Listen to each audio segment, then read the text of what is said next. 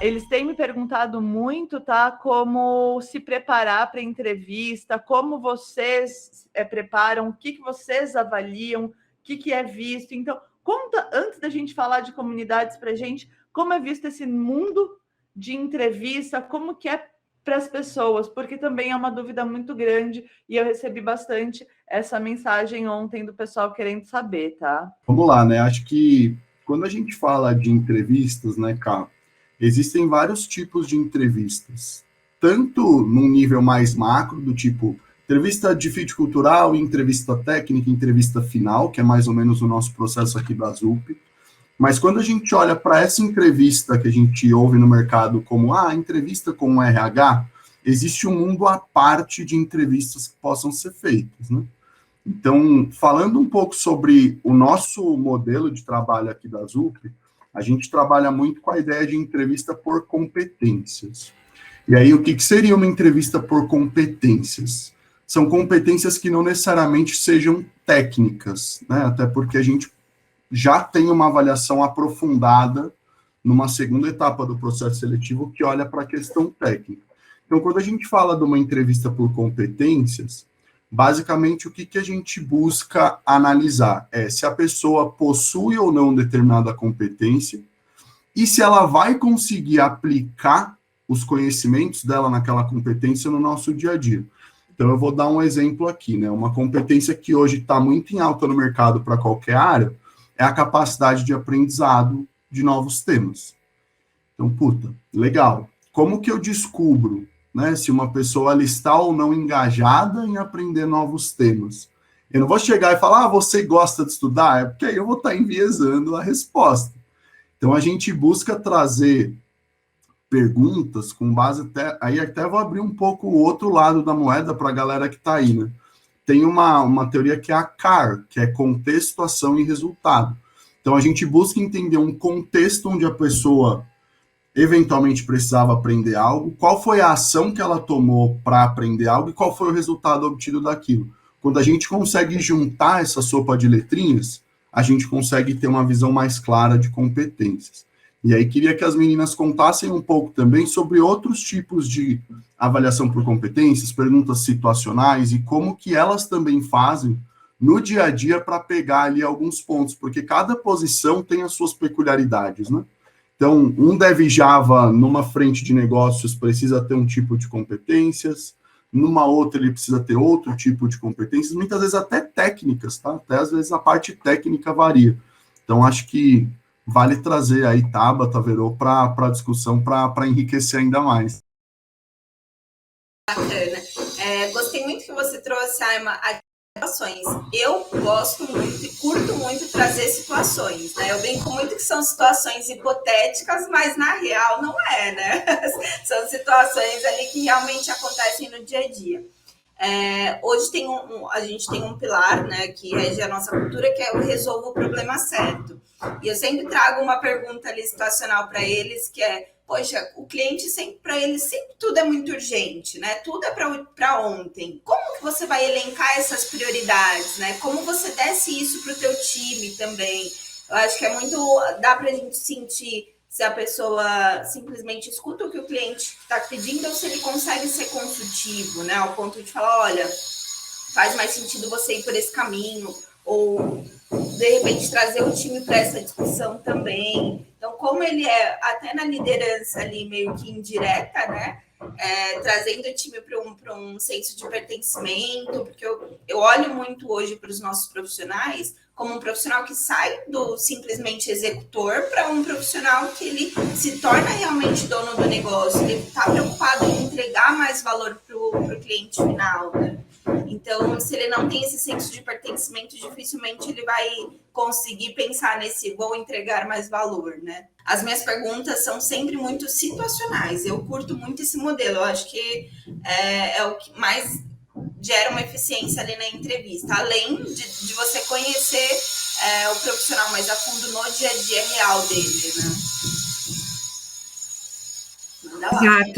Exato. E Bem, falando em cases situacionais, eu sempre puxo muito o case onde as pessoas participaram e tiveram sucesso, e talvez não tanto sucesso também, porque às vezes mostra ali para a gente a resiliência, a resolução de problemas, como que essa pessoa conseguiu conduzir, principalmente ali até alguns perfis de liderança, talvez direto ou não tão direto assim, mas como que conduziu ali com a equipe situações difíceis, projetos com prazos apertados, alguns projetos que o cliente elabora na cabeça dele, leva para você achando que, putz, preciso que você monte esse monstrinho aqui e me entrega, né? Então, se preparar trazendo essas questões mesmo, né? Como que você...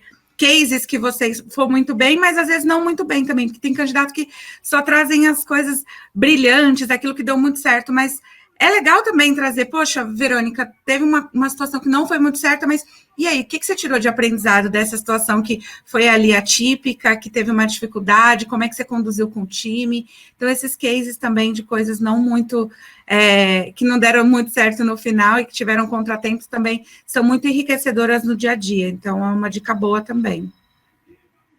E levando isso, né, pensando em comunidade, nós temos hoje na área de TI, eu acho que grande maioria está envolvido com comunidade, está ajudando, está dividindo conteúdo, ainda mais com a pandemia, está ali naquele mundo de trabalhar. Vocês usam situações tipo, eu organizei um meetup e tivesse essa experiência, vocês se baseiam nisso? Como que é ouvir para vocês, né, essas informações? Ou, eu fiz uma palestra, estava nervoso, estava inseguro, mas foi assim, ou não, eu sou júnior na área, mas eu me senti ali com uma vontade de dividir, eu quis fazer alguma coisa, agora puxar, tá, como que foi, tá? Vocês olham essa parte, vocês não olham, como que isso muda? Nossa, a gente olha muito, assim, e é o que eu trouxe ontem, né? Quando fala em comunidades, quando fala em projetos open, isso já brilha os nossos olhos, já de início. Quando a gente vai descendo no tema, a gente pergunta muito como é o time atual, como é a empresa atual, então se ele tem essa liberdade para puxar o time, de repente, na sexta-feira vamos deixar ali 3 horas para a gente fazer uma cesta de doação de conhecimento, sabe? Se tem esse movimento já no dia a dia dele, e se ele tem essa iniciativa, se ele gosta de participar, e a gente sempre apresenta também que a gente, dentro da estrutura da ZUP, existe uma área que fomenta muito, que cria, né, pessoas ali que gostam de atuar na comunidade, ajuda todo nesse processo, porque muitas pessoas têm interesse, mas não têm o caminho, né? Então, as minhas perguntas são muito no sentido de como é o teu dia a dia, o quanto você consegue contribuir, se você puxa alguma iniciativa de doação de conhecimento, quais as comunidades e quem são as referências que você tem hoje. Então, sempre quando ele consegue desenrolar bem nesse tema, é um candidato que já brilha ali estrelinha, né? Hoje a gente tem como até sinaizinhos mesmo de cada pilar, um joinha, né, e uma estrelinha, que são os profissionais ali que a gente vai dizendo, tá ok, ou os que brilharam na resposta, né? Então, sempre que ele traz alguma iniciativa nesse sentido, com certeza já ganha a minha estrelinha. E é legal também, né, aqui na ZUP a gente tem um pilar que se chama Propósito Decide, além da questão de negócios, né, que toda empresa tem, gera lucro, etc., né? Ela tem um olhar muito grande para impactar a comunidade como um todo. E isso reflete muito no que a gente chama de propósito decide. Quando a gente fala com uma pessoa candidata que está interessada em ir além de impactar o contexto dela mesma, então, organizar um meetup, participar de grupos de estudo, de grupos de discussão, organizar lives, participar de hackathons, e de qualquer tipo de evento que envolva esse compartilhamento de conhecimentos, nossa, na hora os nossos olhos, foi como a Tabata falou, eles brilham, e aí aqui na ZUP a gente tem a estrelinha que dá para colocar para determinado pilar. E um ponto que eu acho que é muito importante também é que as pessoas valorizem toda e qualquer prática de disseminação de conhecimento. Então, vou dar um exemplo aqui, né, para pessoas que estão em início de carreira, que geralmente tem um pouco mais de dificuldade de encontrar cases profissionais onde ela compartilhou conhecimento. Olha, se você foi uma pessoa que deu aulas de monitoria na faculdade, nossa, isso já é um belo indício. Se você foi uma pessoa que organizou um grupo de estudos, puxa, isso também já é uma coisa bacana. Ou se você está em transição de carreira, e aí você fez um curso, mas além de entregar o projeto que o curso pedia, você se organizou com alguns colegas de turma e organizaram outro projeto à parte, opa, aí também já tem um ótimo indício de que vocês estão no caminho certo, como a gente costuma brincar aqui, né? Então, é o tipo de pessoas candidatas que a gente realmente quer, porque são aquelas que têm essa capacidade de ir além. E aí você pode perguntar, né? Nossa, Simon, mas se nasce com isso? Não, pelo contrário, isso é uma coisa que você desenvolve, que você vai aprendendo e evoluindo aos poucos. Afinal, trazendo aqui para o nosso contexto, eu, Tabata e Verô, não participávamos de eventos até pouco tempo atrás, né? No máximo a gente ajudava a organizar ali no backstage, mas não colocávamos a nossa cara no sol. Então, a gente aprendeu, a gente se desenvolveu e está cada vez mais presente nesse tipo de interação. Eu gosto bastante de citar isso, pessoal. A gente bate muito na tecla de soft skill, e as pessoas colocam isso como se fosse uma coisa que, tipo, ou eu nasço ou não tem como treinar, e pelo contrário, né? Acho que quando a gente começa a experimentar, principalmente, né? De fato, qualquer soft skill pode ser treinado. A gente fez um team building aqui, eu revelei para todo mundo quanto eu sou tímida. Ninguém acreditou nisso. Ninguém acreditou. Eu sou uma das pessoas mais tímidas do mundo. Voltando agora de Florianópolis, a gente ia comprar um negócio nessas vendinhas, tipo, era palmito que vende na estrada, nessas palmitarias. Aí o Rodolfo falou, pergunta se passar cartão. Ele falou, eu não pergunto não. Ele falou, vai lá, eu tô dirigindo, vai lá e pergunta. Eu falei, não, vai lá, eu tô com a cachorra, vai lá perguntar, vai. Eu fiquei no carro assim, eu não fui, porque eu tenho vergonha, eu não falo ligar, pedir pizza, ligando, eu peço pelo iFood, eu não ligo. Eu sou a pessoa mais tímida do mundo, gente, eu morro de vergonha de tudo, tá? Tem que falar com alguém que eu não conheço, eu vou lá toda assim. Eu lembro de uma situação que eu precisei pegar uma câmera na ZUP para fazer um evento fora e falaram, vai pegar com o Bruno Cini.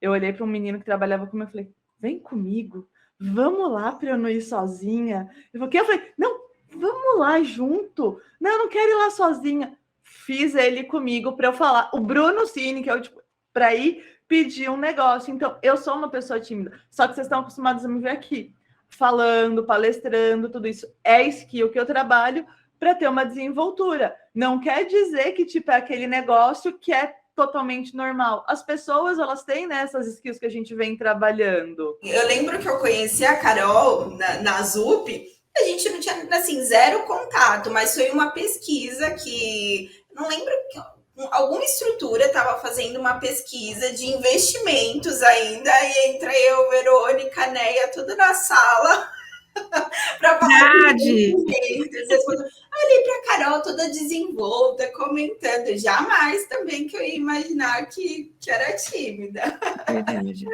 Mas Sabe que isso é uma dúvida que eu já ouvi de algumas pessoas candidatas, né? Que elas perguntam assim, quando a gente está falando sobre essas ações, né? De compartilhar conhecimento, Verônica, eu não sou muita pessoa que consegue dar palestra, eu não sou a pessoa que consegue falar para grandes públicos. Eu falei, não, mas quando a gente fala em ações, eu estou falando até de pequenas ações, e isso lá na frente pode ser que se tornem grande, pode ser que também você fique ali nas pequenas ações, compartilhando conteúdo com o teu time. Eu fiz um curso, achei bacana, compartilha ali na Squad, fala com o teu time sobre isso, vai trocando, vai criando esse relacionamento micro, e para mim isso é uma coisa que funciona muito, né? Eu não sou realmente, acho que é a primeira vez que eu dou as caras, assim, para um público maior. Geralmente as ações são mais entre o time aqui, então são formas de você ir trabalhando, compartilhando conteúdos que você gosta, que você se sente confortável, e criando esse hábito mesmo. Então, ninguém nasce assim não, gente, falando para o público. Então, vai aprendendo junto, aí você encontra outro tímido ali que você fala, vamos junto, pega na mão e vai. E é muito isso, é crescimento junto, habilidade que você vai desenvolvendo. Olha só o que ela trouxe aqui para gente. Ela falou que ela está em transição de carreira para TI, porém, mesmo não atuando na área, né, que ela é formada, na universidade, a universidade foi uma revolução, que ela é uma pessoa 100% diferente da que entrou na faculdade. E é o que o Ayman trouxe um pouquinho aqui para gente. nem sempre essa divisão de conhecimento, essa comunidade, ela é uma comunidade externa. E a gente tem vários tipos, a gente brinca, né? Quando você estuda a comunidade, você vê que tem vários tipos. Tem as COPs, que são as comunidades de prática, que é aquelas dentro da empresa que você troca. Tem as comunidades externas, que são Dev Java Girls, que é a Ladies, Soul Java, Java BR, Java Bahia. A gente tem várias PyLadies. Então, tem muita comunidade que você tem externa, tem as internas, então você vai olhando e tem essas que são os núcleos que você se forma dentro de uma faculdade. Tudo isso é trabalhar, tudo isso constrói o profissional, né? E avalia e deixa essa pessoa melhor para o dia a dia. Curioso a Paloma ter citado essa questão da faculdade, porque as meninas que trabalham comigo sabem, né? Aqui dentro do time de talent eu acabo fazendo sempre apresentações e tal, porque é uma coisa que eu gosto. Mas quando eu entrei na faculdade e fui fazer a minha primeira apresentação para a turma, foi um fiasco, assim. Tipo, eu gaguejava, as pernas tremiam, a mão suava. E aí, assim, você tem dois caminhos para seguir, né? Ou eu poderia simplesmente dizer, bom, essa não é uma habilidade que eu gostaria de ter, tudo bem, vou ganhar uma outra e etc. Ou você falar, não, eu quero me desenvolver nisso daqui. E aí eu batia sempre na tecla.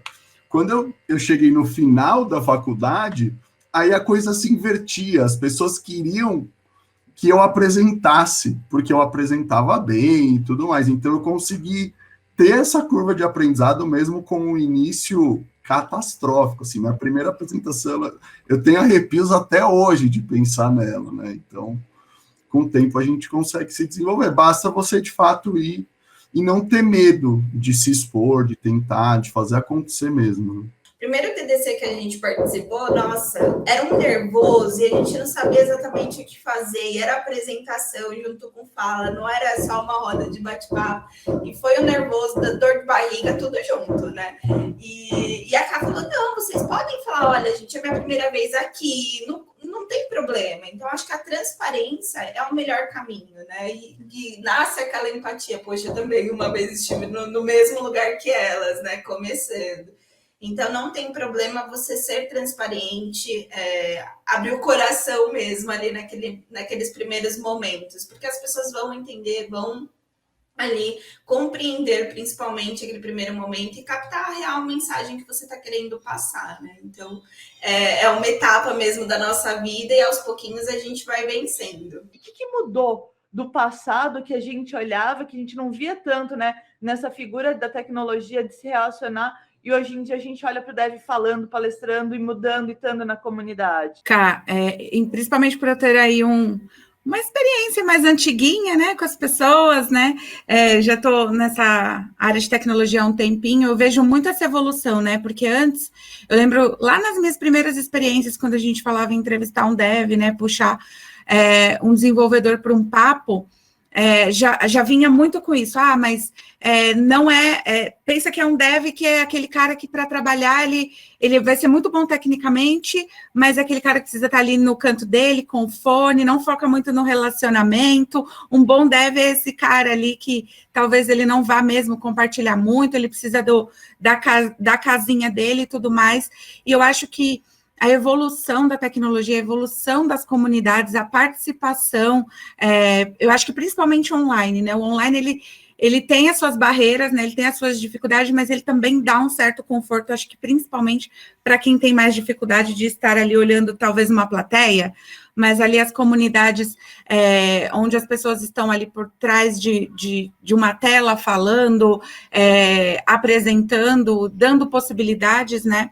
De construir essa relação de uma forma mais resguardada, eu acho que trouxe muito dessa evolução. Hoje o Dev, e é isso que a Vitória que falou, não sei o nome dela aqui, que falou sobre a experiência, e é muito isso, você vai com medo, você leva essa sensação de frio na barriga, e quando acaba, vem aquela sensação de, nossa, que maravilhoso que foi, isso te dá um gás para ir de novo, né? Você fala, poxa, foi bacana, fui com medo mesmo, e eu acho que isso vem muito contando na evolução dos devs, né? Então, eles vão compartilhando, à medida que você compartilha com um colega, você compartilha na squad, a tua informação, o teu conhecimento, ele vai crescendo, vai tomando impacto e acho que ele vai engajando e vai dando ali essa vontade de fazer isso para algo maior, né? E eu acho que as comunidades vêm fazendo isso. Então, às vezes você não está ali apresentando, mas você publica um artigo, você coloca um texto que você fez, você troca a sua experiência.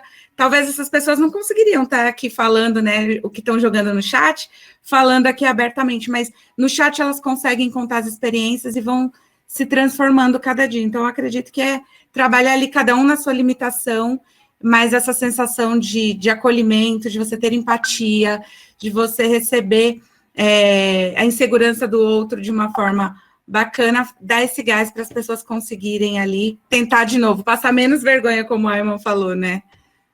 Então, eu vejo muito essa evolução aqui no meio dos devs, quando a gente pensava num dev lá atrás, hoje, putz, as comunidades trazem aqui vários cases em relação a essa evolução. Muito legal de se trazer aqui nisso também, a evolução do perfil, de um modo geral, é que isso tem tanto uma relação quanto um impacto com o dev, ou a pessoa que programa, e o negócio, né? Então, cada vez mais, a pessoa que programa, ela é exigida no sentido de ter conhecimento e trazer impactos relevantes e até insights para o negócio. Então, a gente sai de um cenário onde lá atrás a pessoa só era requisitada para sentar a bunda na cadeira, e programar. Programar e acabou, e a gente passa para um contexto de a pessoa, claro, ela tem a missão de programar e tudo mais, mas ela também tem um olhar muito consultivo para o negócio, porque ela está enxergando ali, através da solução técnica, alguma coisa que muitas vezes a área de negócio como um todo não está enxergando, né? Então, uma oportunidade que às vezes do outro lado não aparece. Então, é bem isso, né, Lucas? É a diferença entre a pessoa que programa e a pessoa que desenvolve, né? Então, realmente, tem-se essa diferença e isso faz com que mude até o perfil das pessoas de um modo geral, né? Para um perfil mais comunicativo, para um perfil até mais didático na hora de transmitir informações ali no meio de uma reunião, de vender uma solução para a pessoa cliente no final, etc. Então, é muito importante ter essa virada de chave mesmo que a V trouxe. Uhum. Os papéis e as cadeiras mudaram muito, as carreiras mudaram muito, evoluíram, né? E é bom ver a evolução dessas pessoas junto, né? Então, é muito bacana quando você vê um dev conectado com o negócio. Acho que brilha o olho de vocês aqui também, quando ele fala, eu gosto muito de saber o negócio. Esse código que eu estou construindo aqui, que impacto que ele vai ter na vida da pessoa, né? O que esse projeto leva para a vida das pessoas? Então, acho que essa conexão faz muito sentido, Ayman, é muito isso mesmo. Pessoal, vocês contaram sobre faculdade, curso superior. Para a ZUP ter uma formação superior, é fundamental nas oportunidades de desenvolvimento? A gente importa muito mais como você vamos dizer assim, ativo, até mesmo nas comunidades, no conhecimento, quanto você está atento ao mercado que está acontecendo do que numa faculdade. O primeiro ponto é que aqui na ZUP a gente não tem a obrigação da pessoa ser formada de maneira alguma. A faculdade, ela te dá e te traz ensinamentos muito mais soft do que hard, mas no que diz respeito a hard, ela te dá a primeira parte, a base, né? Então, ela te mostra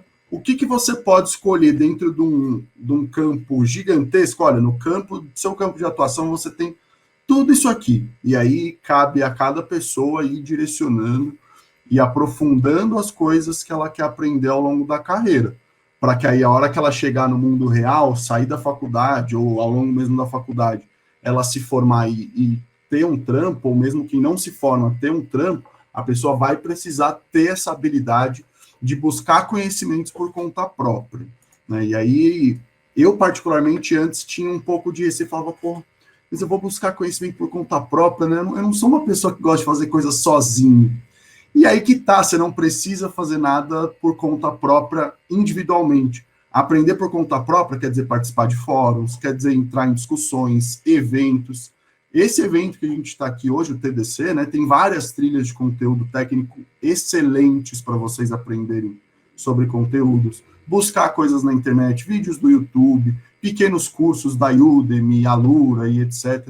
Então, a gente tem várias ferramentas que fazem com que a gente possa buscar cada vez mais novos conhecimentos. Né? Mais um ponto importantíssimo aqui para as comunidades, né? Como tem valor nas comunidades nessa ajuda dessa formação e te dá o norte ali, né? O que fazer. Então, entra onde as pessoas estão falando, onde as pessoas já sabem, onde as pessoas estão comentando, e você vai se norteando ali, e tem uma aceleração, né, de conteúdo muito bacana. Um exemplo, um amigo meu, ele estava trabalhando numa empresa, ele trabalhava sozinho, era e ele criou uma oportunidade, uma empresa legal. Ele entrou nessa empresa como estagiário, acabou cuidando de tudo ali. Então, assim, tudo que ele aprendeu sozinho. Aí eu fiz a entrevista dele, né, na época, para a vaga de júnior, e ele não conseguiu, né, todos os requisitos e tal, só que ele saiu da entrevista com a lista do que ele teria que estudar, né, então a gente falou, ó, faltou isso, faltou isso, faltou isso, faltou aquilo outro, e ele conheceu a gente através do Cocoa Heads Uberlândia. A gente tinha um meetup, né, de desenvolvedores iOS, ele estava codando nessa empresa, viu que tinha muito mais coisa, tipo assim, a cabeça dele abriu, porque o mundo dele era desenvolver iOS ali dentro da empresinha, do Monotime. De repente ele viu que o negócio é gigantesco, que tem muito mais coisa. Ele aplicou para a vaga, que a gente divulgou inclusive no evento, foi fazer a entrevista, viu que estava muito longe, e a gente passou para ele e falou assim, gente, vocês me dão a oportunidade daqui 2 meses de fazer essa entrevista de novo? Ele, tá. A gente conversa com o pessoal do RH, não sei se a vaga vai estar aberta, se a gente ainda vai ter vaga, mas isso tudo aí a gente vê. Coincidentemente, depois de 2 meses, a gente ainda tinha vagas abertas para desenvolvedor iOS, e ele conseguiu passar, estudou tudo, né? Hoje está super bem. Isso foi bem lá atrás, em outra empresa que eu trabalhava. E eu gosto de citar o quão importante é esse conceito, nessa parte de comunidades, de você se aplicar para entrevistas de emprego, por mais que você não esteja preparado, porque você consegue medir o que está faltando, ou você consegue, através de feedbacks, saber direcionar. E, gente, comunidade é vida. Gente, ó, eu tenho aqui uma pergunta do Diego. Quais as tecnologias ou linguagens mais desejadas para a ZUP? Qual a maior quantidade de vagas abertas hoje para a ZUP? Tipo, para Dev Java? É isso, o Diego. Eu vim até com a camisa do Recruto Java, porque hoje é o nosso maior número de posições em aberto, de back-end. A gente hoje aqui, dentro da estrutura que eu atendo, a gente trabalha no back-end com Java e o Kotlin. No front-end a gente trabalha com Angular e React, e no mobile Android e iOS. Então, acho que a maioria das nossas posições aqui na ZUP, a gente trabalha, né, olhando para mobile nativo, então iOS e Android. Acho que tem uma estrutura só que está conseguindo implementar o Flutter, que é super novinho também, mas que tem vindo com bastante força, tem ajudado bastante, porque ele é uma linguagem ali que dá tanto para a gente olhar para o web, quanto também para o mobile, então tem vindo com bastante força. Mas hoje as tecnologias que a gente mais utiliza aqui na ZUP, olhando para back-end, é o Java mesmo, tem um pouquinho de coisa no .NET, um pouquinho de coisas no Python ali, mas a maioria é Java e Kotlin, no front, Angular e React, e no mobile ali, Android e iOS. Então, na vaga de mobile, que vai ter 2 horas hoje aqui, eu vou falar um pouquinho sobre esse universo de mobile, vou explicar isso também. A gente tem 47 vagas abertas para mobile hoje, e especificamente para mobile, tá? Android, iOS, né? E a maioria esmagadora, a gente não adianta. Por favor, gente, se formem também em mobile, porque a coisa tá crítica. E até pegando o gancho, né, do nosso tema de hoje, falando do Git, a gente, quando trabalha vagas de mobile, a gente pergunta sempre para o profissional, você tem algum app publicado na loja, né? Às vezes fez um projeto na faculdade, às vezes é fora totalmente da temática ali de negócio que a gente atua, mas só o fato de você já ter um app. Lembra que uma vez um candidato trouxe um case que ele tinha desenvolvido um app era uma calculadora para ensinar pessoas, né, crianças ali na primeira fase. E era super didática, era bem legal. totalmente do contexto de core business, de negócio, mas foi um projetinho que você fez na faculdade, conta, traz isso sempre para a entrevista, né? A gente falou muito ontem nesse sentido de ilustrar a tua experiência, não ficar só na fala, né? Mas ilustrar através de ter o teu código publicado ali no Git, ou de repente um app publicado na loja, é uma forma de você demonstrar a tua experiência. Então, até para todas as tecnologias que a gente vislumbra aqui dentro da ZUP, sempre que tem um candidato que tem um Git atualizado ou que tem um app na loja, ele sempre ganha aquela estrelinha que a gente falou lá no início. Vocês têm acompanhado esses eventos online na pandemia? Vocês estão indo? Vocês estão vendo? Ou vocês estão ainda de longe? Como que está sendo essa vivência para vocês? Para usar também como forma de recrutar? Hoje a gente vai, mas de uma forma muito mais no sentido de aprender, de consumir, e a gente vai pegando, lógico, nominhos ali chaves, adicionando ali LinkedIn, e vai ali criando realmente uma conexão com essas pessoas que ali brilham os nossos olhos, né, durante os eventos. Mas o que a gente tem percebido muito, e eu particularmente tenho consumido muito conteúdo, através também do Insta. Como tem Instagram hoje em dia de pessoas tech, né? A gente tem a Mônica, tem a Lelê também, que é de iOS. Então, assim, eu vou consumindo também muito conteúdos de redes sociais, que é super fácil, né? Porque tá ali na palma da mão. Então, é muito, muito legal mesmo. E super indico. Nós aqui de Talent já estamos nos programando também para bolar um Insta de informações também de recrutamento, para a gente aprendendo muito com vocês, né? A comunidade tech ela é muito forte. Por que não a gente espelhar isso também aqui na comunidade de pessoas, né? De people, olhando para employer brand, olhando para recrutamento. Então, a gente tem aprendido muito com vocês. E até falando sobre esse tema, né, Cá, de como que a gente tem se aprofundado e tal, eu também estou nesse momento. A Tabata já passou por isso há algum tempo, que ela fazia mentorias com tech leads aqui da ZUP e tal. Eu estou exatamente nesse momento, então eu tenho feito mentorias com tech lead de back-end, que é o Willer, não sei se ele está aqui nos assistindo, mas fica aqui o meu abraço e agradecimento para ele, para conseguir construir, de fato, um material para disseminar no nosso time de talent, ou mesmo para outras pessoas que não têm conhecimento em back-end e querem entender um pouco melhor como funciona, né, onde que se aplica cada coisa. Então, só a nível de exemplo, hoje eu estava aprendendo sobre design patterns, né, então, até outro tempo eu não sabia muito bem que padrões arquiteturais e design patterns eram a mesma coisa, então a mentoria ela ajuda muito nisso, né, então, aprender os tipos de design patterns, os que de fato tem ali a ver com a parte de arquitetura, os que não tem e tudo mais, é algo muito bom para a gente também no dia a dia conseguir entender, porque quando a gente, voltando um pouco para o tema entrevistas, né, quando a pessoa ela começa a falar, às vezes ela fala muita coisa muito técnica, que a gente tem uma certa dificuldade de entender dependendo do nível de profundidade, né? Então, é importante a gente saber o que é cada coisa para saber, bom, agora ela está navegando nesse assunto, agora naquele assunto e tudo mais. E a gente também cria as nossas comunidades, né? Então, vira e mexe, a gente publica alguns textos por aí, publica artigos. Ver esse tipo de iniciativa, o pessoal de talent... Antigamente tinha essa distinção, né? A entrevista técnica é com o técnico e o pessoal de talent cuida só de ver se tem fit cultural. E vocês quebrarem essa barreira, né? E tipo assim, entrarem nessa parte do tech, facilita muito a filtragem de bons profissionais, né?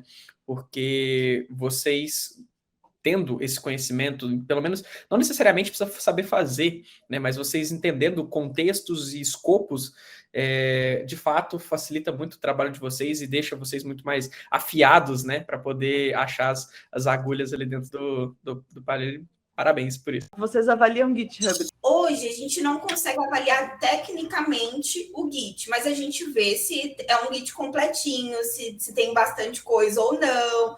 Descer no detalhe de olhar o código mesmo, ver se ele está bonitinho, se ele está organizado ou não, a gente não tem ainda esse know-how, mas eu acho que olhar, abrir o Git, ver se tem bastante coisa ou não, ou dar dicas do que, durante o nosso papo, você comentou sobre um projeto X que você fez, fala, poxa, sobe esse projetinho no Git, né? Ou, de repente, você fala, ele está privado. Coloca alguma coisa que não ali infrinja nenhuma segurança da tua empresa, mas que demonstre o teu conhecimento e o que você está aprendendo. Então, a gente vai muito no sentido de dar dicas e ver se ele está completinho. Chegou a citar ali que na técnica a gente olha muito, tá?